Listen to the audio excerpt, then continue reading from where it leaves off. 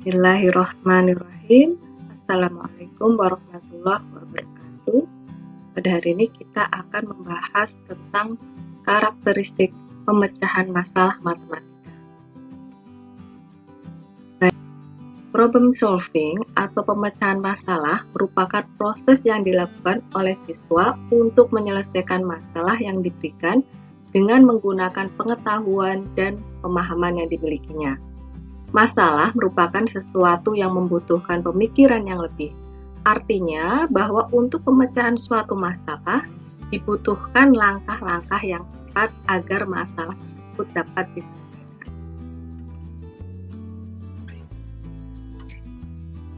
Pemecahan masalah menurut Stanis dan Kilpatrick dapat merupakan metode dan juga skill atau keterampilan.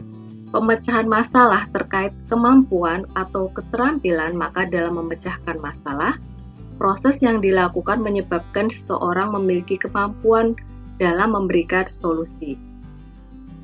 Selain itu, pemecahan masalah sebagai metode merupakan proses sistematis yang digunakan oleh guru dalam mengajarkan materi.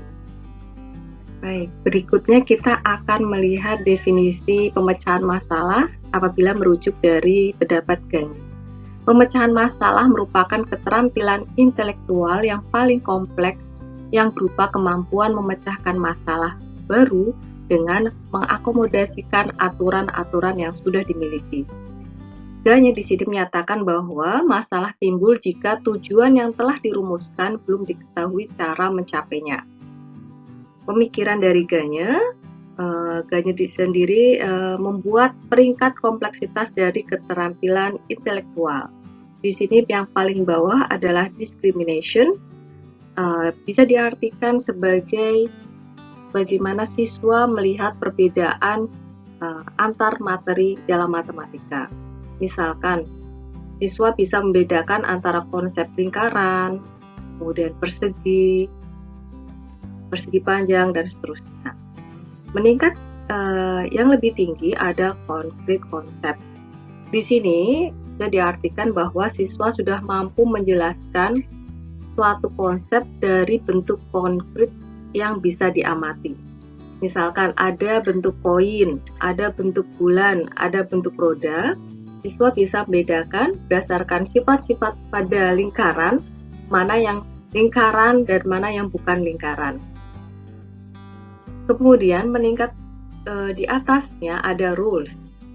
Rules di sini bisa berarti bahwa siswa bisa menegaskan aturan pada kondisi tertentu suatu materi atau suatu konsep. Misalkan bisa menghitung keliling dan luas lingkaran dari rumus yang diberikan.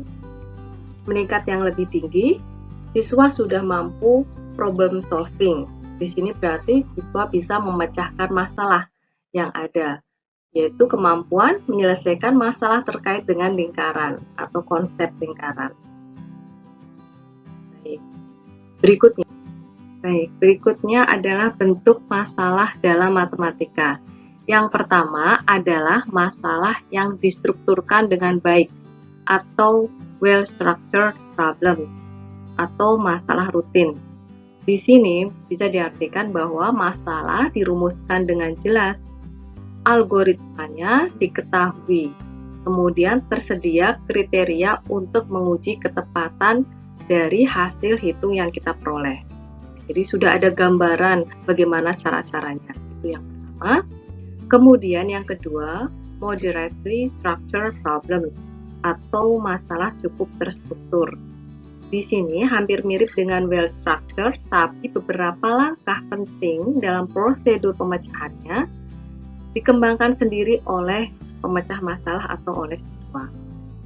Kemudian jenis yang ketiga adalah masalah yang tidak distrukturkan dengan baik atau ill-structured problems atau masalah non-rutin. Ini tentu kebalikan dari well-structured problem. Di sini bisa mencakup masalah yang kurang terumuskan dengan jelas atau bisa juga kurang memiliki prosedur yang menjamin solusi yang jelas. Kemudian berbeda dengan well structured, masalah dalam ill structure jarang memiliki satu jawaban langsung yang benar dan jarang juga bisa disetujui oleh semua siswa. Di dalamnya perlu diskusi-diskusi lebih jauh bagaimana penyelesaian dari masalah yang diberikan. Baik, itu jenis yang ketiga. Berikutnya, di sini ada contoh masalah rutin dan masalah non-rutin. Yang pertama, Lucky mempunyai tanah berbentuk segitiga, panjang alasnya 13 meter dan tingginya 14 meter. Berapakah luas tanah Lucky tersebut? Kemudian contoh masalah non-rutin yang kedua. Amir mempunyai tanah berbentuk persegi panjang dengan keliling 12 meter. Panjangnya 2 kali lipat dari lebarnya. Berapakah luas tanah Amir? Baik, ini bisa didiskusikan setelah materi ini. Apa perbedaan dari contoh pertama dan contoh kedua? Kemudian bagaimana penyelesaiannya? Apa alasannya? Nanti akan kita diskusikan. Berikutnya, jenis-jenis masalah matematis. Yang pertama adalah masalah translasi. Merupakan masalah yang ada dalam kehidupan sehari-hari yang untuk menyelesaikannya perlu translasi dari bentuk verbal ke bentuk matematika. Kemudian, masalah aplikasi. Di sini, masalah memberikan kesempatan kepada siswa untuk menyelesaikan masalah dengan menggunakan berbagai macam keterampilan dan prosedur matematika. Masalah yang ketiga, masalah proses. Biasanya, untuk menyusun langkah-langkah merumuskan pola dan strategi khusus dalam menyelesaikan masalah. Jadi dibutuhkan strategi khusus. Masalah seperti ini dapat melatih keterampilan siswa dalam menyelesaikan masalah sehingga terbiasa menggunakan strategi tertentu. Terakhir, masalah teka-teki. Masalah ini sering digunakan untuk tujuan kesenangan dalam belajar matematika, sebagai alat juga yang bermanfaat untuk selingan dalam pembelajaran matematika, supaya lebih menarik dan lebih menantang bagi siswa. Oke, berikutnya ini adalah contoh-contoh masalah tersebut. Yang pertama, contoh masalah translasi. Ani menabung setiap harinya Rp1.500. Berapakah jumlah tabungan Ani setelah 5 hari? Di sini disajikan masalah yang ada dalam kehidupan sehari-hari, kemudian kita ubah dalam bentuk kalimat matematika bagaimana total tabungan Ani. Oke. Berikutnya, contoh masalah aplikasi. Di sini kasusnya Tina ingin membeli handphone, tetapi uang yang dimilikinya hanya sebesar Rp1.025.000. Berikutnya, Tina mensurvei beberapa toko.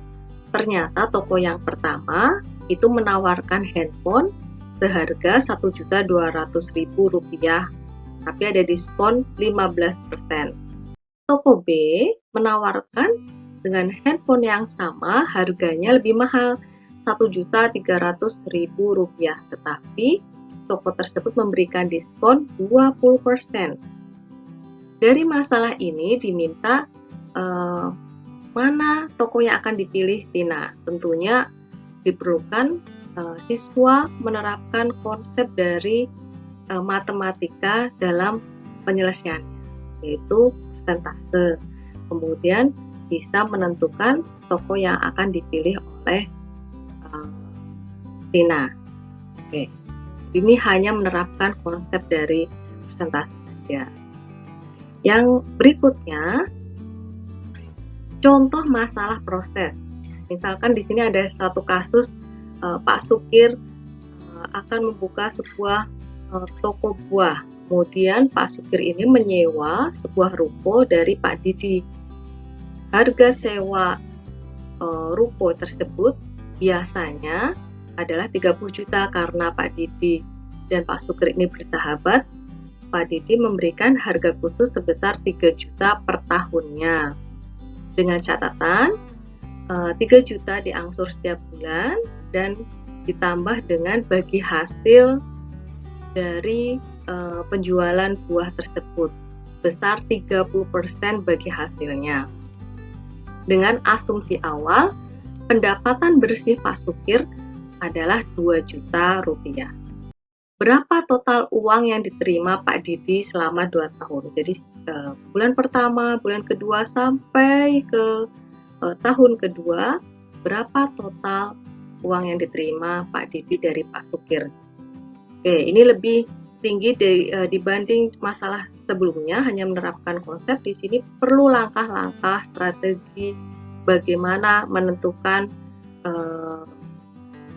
bagi hasilnya, kemudian bagaimana menentukan penerimaan uang dari Pak Sukir, dari Pak Sukir ke Pak Didi. Jadi perlu jelas langkah-langkahnya.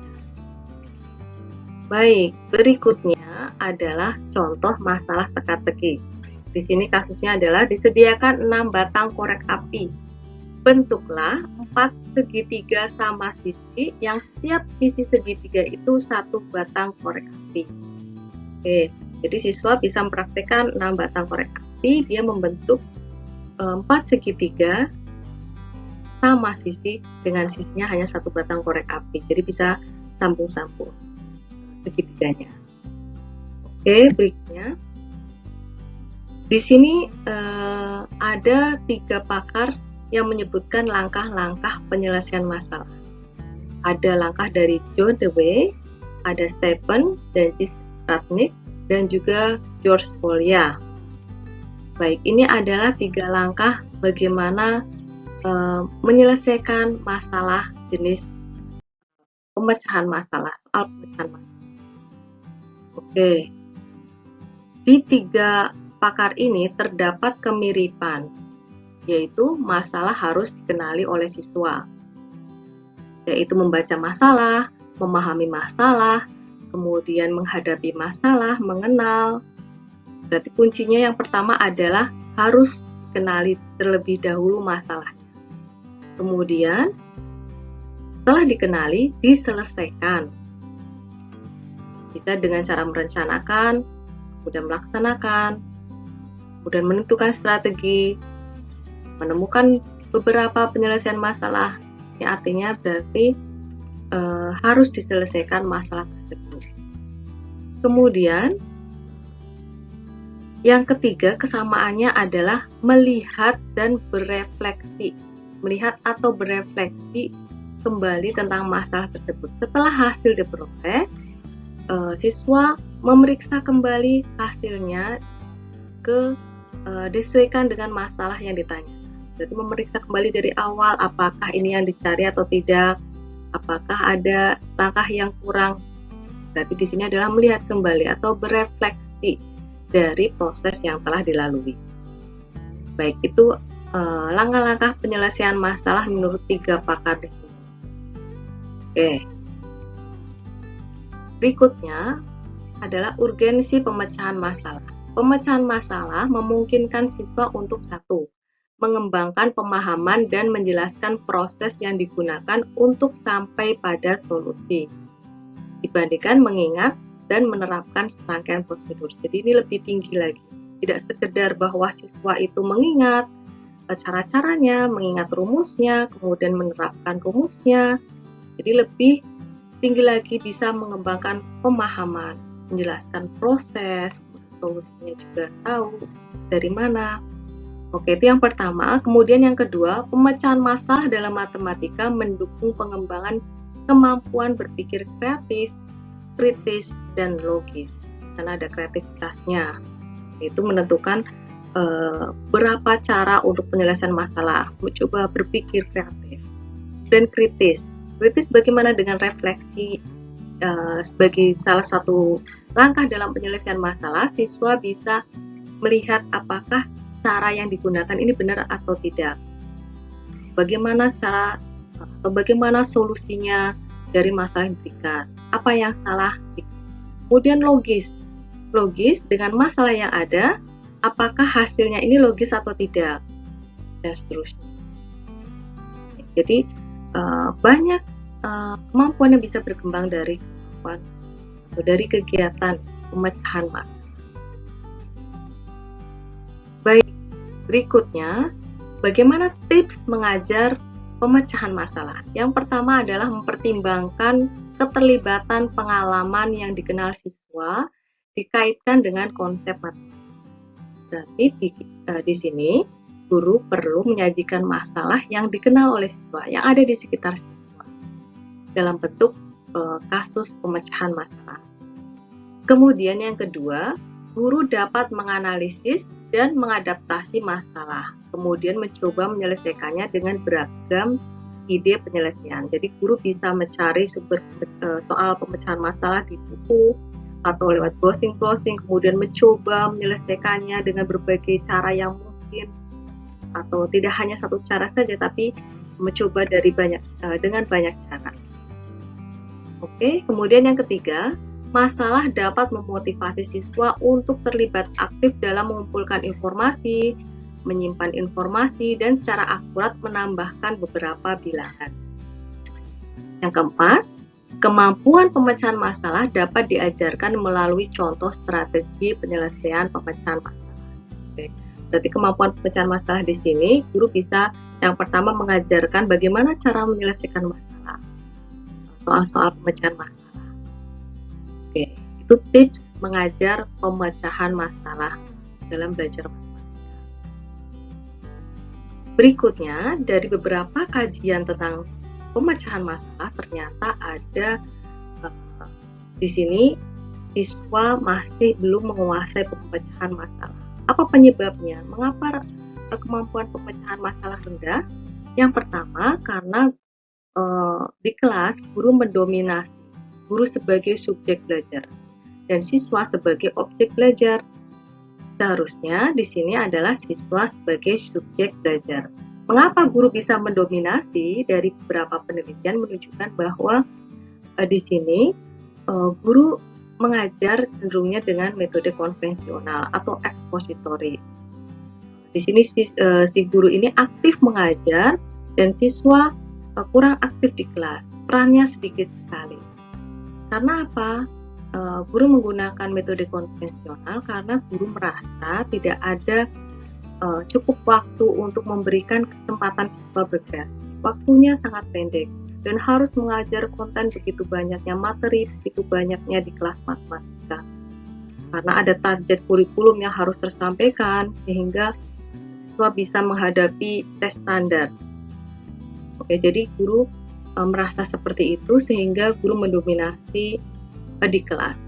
Harusnya guru bisa membagi waktu antara menyampaikan materi atau bisa juga menyajikan materi dalam bentuk pemecahan masalah sehingga siswa tidak hanya paham tapi juga bisa menyelesaikan masalah terkait dengan masalah matematika.